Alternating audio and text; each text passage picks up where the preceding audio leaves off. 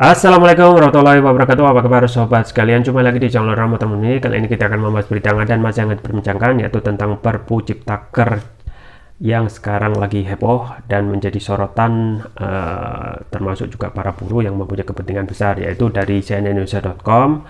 Buruh tolak Perpu Ciptaker, Jokowi ancam aksi besar dan judicial review, ya.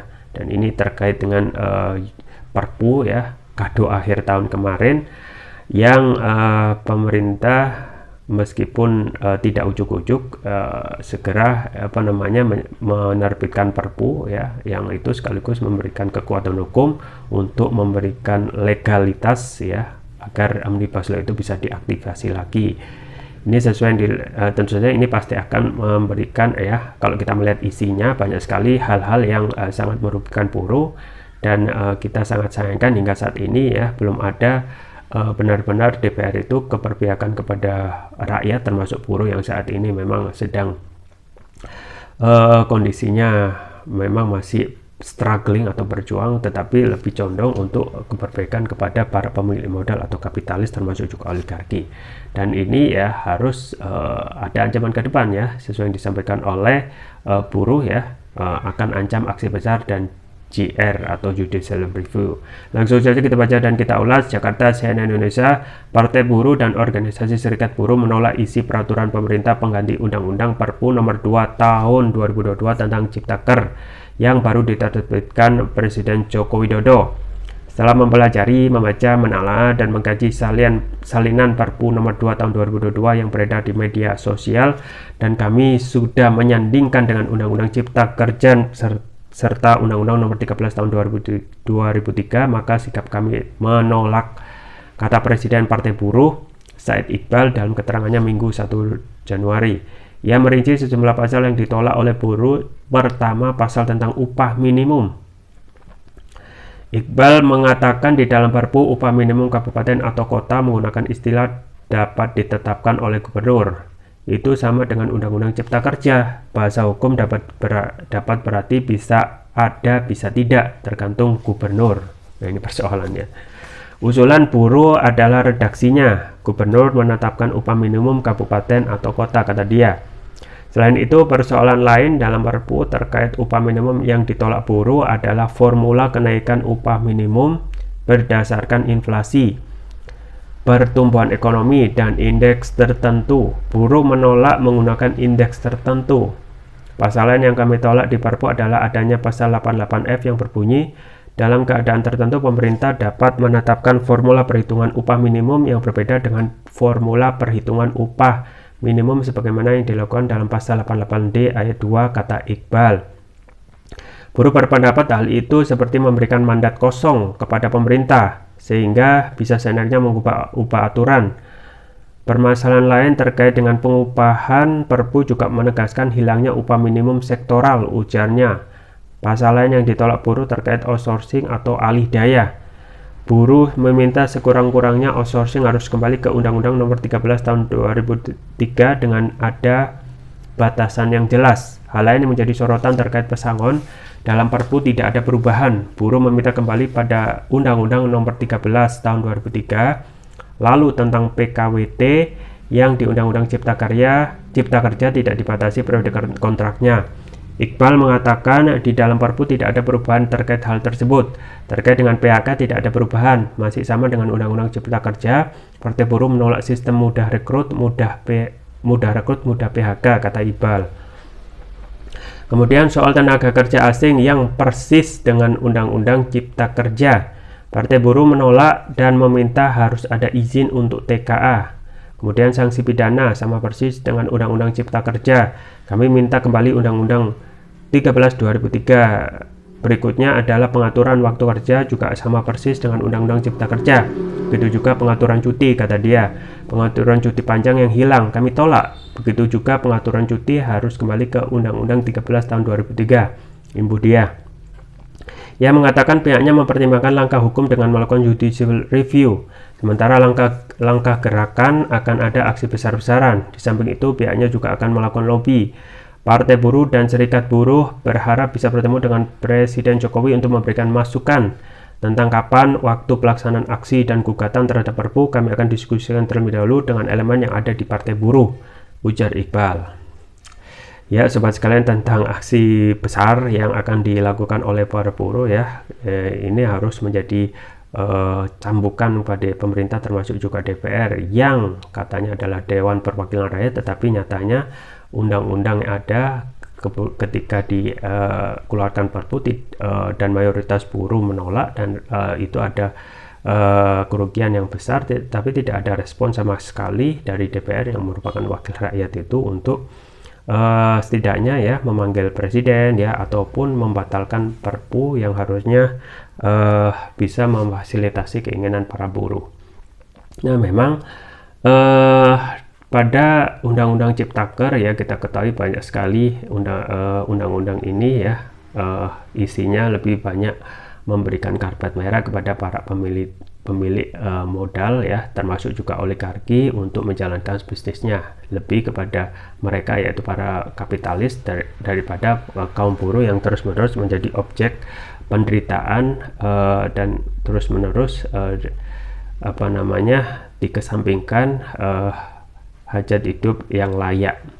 Nah, ini tentu saja akan menjadikan ya ketidakpuasan pemerintah itu tambah akan naik ya di sisa pemerintahan 2 tahun yang harusnya, atau 1 tahun lah ya, 2003, tapi otomatis 2003 ini mayoritas ketika tahun politik itu sudah akan masuk dengan pendaftaran Capres November 2023, praktis ya para ketua umum termasuk juga para politisi akan sibuk mempersiapkan masa depan partainya masing-masing, termasuk juga masa depan ketua umumnya dan partai itu sendiri. Nah, tinggal sekarang gitu ya, partai rakyat itu siapa yang akan mengurusi gitu ya, apakah DPR ya yang saat ini terus-menerus mengeluarkan kebijakan atau undang-undang yang tidak bisa memberikan kesejahteraan ya, malah justru ya menyusahkan rakyat.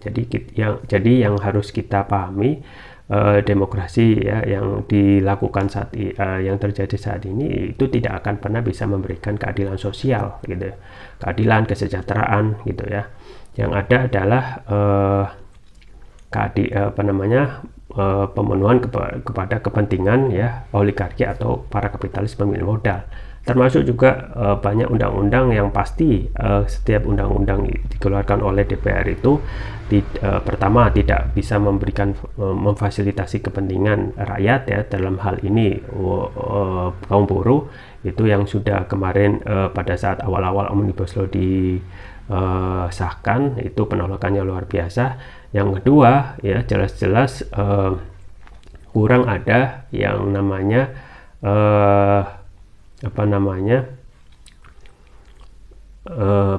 partisipasi publik dalam hal untuk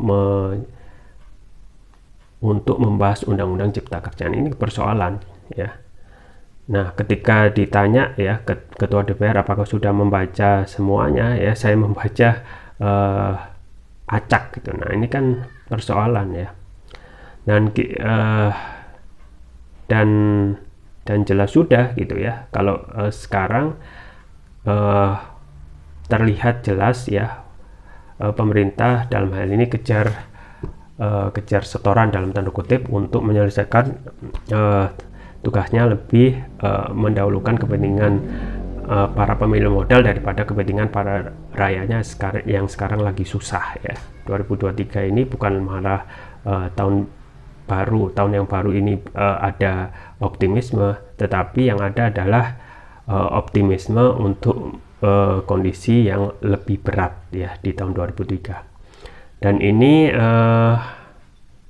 ada ancaman dari kaum buruh, termasuk yang difasilitasi oleh ketua partai buruh yaitu Said Iqbal. Dalam keterangannya sudah membaca gitu ya, mengkaji, menelaah tentang salinan Perpu nomor 2 tahun 2022 yang beredar di media sosial, kemudian disandingkan dengan Undang-Undang nomor 13 tahun 2003. Nah, ternyata memang benar gitu ya, ketika watak awal dari Omnibus Law atau pemerintah itu yang lebih condong mendahulukan kepentingan pemilik modal, apapun kebijakan itu tidak akan jauh berubah dari karakter awal apa yang ada dalam pemerintah. Dan benar juga ya, ternyata isi dari Perpu itu ya banyak sekali kerugian yang akan dialami oleh buruh ya, dan itu bukan hanya satu dua, tetapi banyak hal. Di antaranya adalah pasal-pasal yang tentang upah minimum ya. Di dalam Perpu itu upah minimum kabupaten atau kota menggunakan istilah dapat ditetapkan oleh gubernur. Jadi memang tidak ada kepastian, dan sewaktu-waktu ini saya rasa memberikan cek kosong kepada pemerintah selanjutnya yang dapat menentukan berapapun ya, kapanpun upah minimum yang akan ditentukan oleh gubernur. Nah, kalau gubernurnya benar-benar pro kepada rakyat, maka akan melihat ya menghitung sesuai dengan kebutuhan. Nah, kalau gubernurnya lebih condong untuk memberikan fasilitas kepada para pemilik modal, maka yang dirugikan tentu saja adalah kaum buruh. Nah, memang ada perubahan bahasa ya, tetapi itu tidak bisa merubah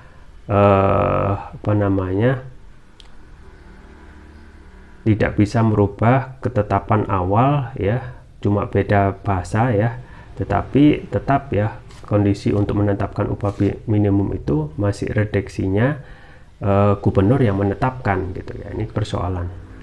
Kemudian selain itu terkait banyak hal ya, terkait upah minimum yang ditolak buruh adalah formula kenaikan upah minimum berdasarkan inflasi, pertumbuhan ekonomi, dan indeks tertentu. Nah, buruh juga menolak. Nah, masalahnya adalah ketika melakukan judicial review kepada MK, apakah kita masih percaya kepada MK gitu ya? Mengingat semua yang harus waspadai adalah MK sekarang menjadi mahkamah keluarga dalam tanda kutip ya, karena sudah ada besan ataupun keluarga presiden di situ gitu ya. Malah nanti ketika kita mengajukan judicial review ya, kemudian ditetapkan kita kalah, maka itu akan menjadi ketetapan, dan akhirnya yang dirugikan kembali lagi adalah kaum buruh ya. Jadi ini adalah kondisi miris di negara kita. Kita adalah negara kaya, gemari Palau Jonawi, Toto Terkum Kartorajo ya, dan kaya akan sumber daya alam ya, tetapi semua sumber daya alam itu ya dikangkangi oleh asing dan asing, dan kita yang seharusnya bisa menjadi hidup sejahtera justru malah menderita ya, ibarat anak ayam yang mati di lumbung padi ya. Jadi ini persoalan berat dan menjadi introspeksi diri kepada presiden, termasuk untuk mengadakan aksi besar ya. Kita juga patut menyayangkan ketika setiap aksi besar itu dijalankan ya, termasuk juga yang terakhir adalah tentang isu kenaikan BBM. Presiden dahulu awal-awal itu memang manis ya. Saya selalu rindu untuk di demo ya, tetapi ketika jalan pemerintahan ya mendapat posisi empuk ya, enak, nyaman, kekuasaan itu nikmat, maka ketika di demo malah dalam tanda kutip kabur ya. Dan itu terjadi terus menerus ya, baik itu pada saat demo ingin Presiden Jokowi mundur, dan ingat ya pada saat itu ya Jokowi mundur itu sesuai dengan konstitusi ya, sesuai dengan konstitusi, artinya itu tidak boleh dilarang ya, dan itu sesuai dengan undang-undang. Dan sekarang kedepannya tentu saja ini adalah kita lihat gitu ya, apakah dengan adanya buruh ini dan keinginan buruh untuk dalam hal ini berharap bisa bertemu dengan Presiden Jokowi itu bisa terpenuhi gitu ya. Karena saya tidak yakin ini akan terwujud, mengingat ya lihat sebelumnya gitu ya, pada saat demo sebelumnya kenaikan BBM, kenaikan kondisi ekonomi negara yang sedang carut marut ya,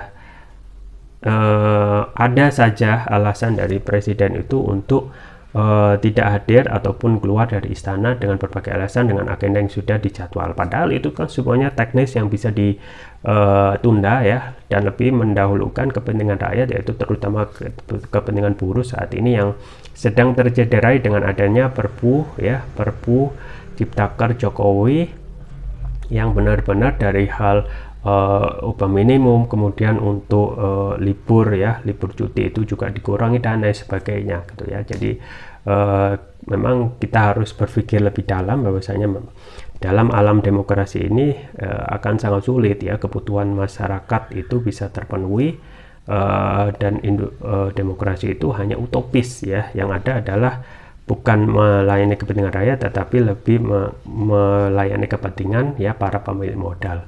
Nah, kalau dalam sistem Islam tidak akan begini ya, semua kebutuhan masyarakat itu akan gratis ya, pendidikan gratis ya, kemudian juga makanan pendidikan gratis, kesehatan gratis, dan semua itu ya, semua warga negara ketika lanjut usia akan mendapatkan pensiun ya, tidak hanya PNS.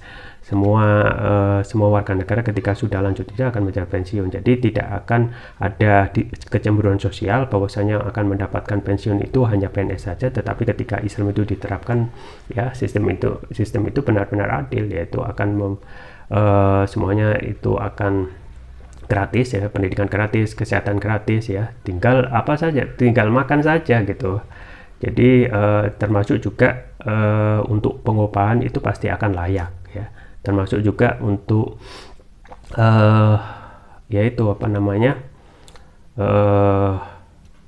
pensiun itu adalah kewajiban negara yang wajib diberikan oleh negara ya, ketika itu memakai sistem Islam ya. Ingat, sistem Islam bukan sistem sekarang demokrasi yang dari dulu hingga sekarang tidak pernah mensejahterakan. Jadi sistem Islam itu menyajikan ataupun memberikan pensiun bagi semua ya, tidak pandang bulu baik itu pegawai negara atau sekarang itu ASN, tetapi ketika semua itu lanjut usia tidak mampu lagi, maka itu kewajiban negara untuk memberikan pensiun. Ya, itu saja ya, kita tunggu saja kelanjutan dari ketidakpuasan buruh kepada pemerintah yang kita harapkan ya ada respon ya cepat dan lugas dari pemerintah untuk memfasilitasi atau lebih mendahulukan kepentingan rakyat termasuk juga buruh daripada kepentingan oligarki. Itu saja yang bisa saya sampaikan, semoga bermanfaat. Jangan lupa like, share, dan subscribe. Sampai jumpa lagi. Wassalamualaikum warahmatullahi wabarakatuh.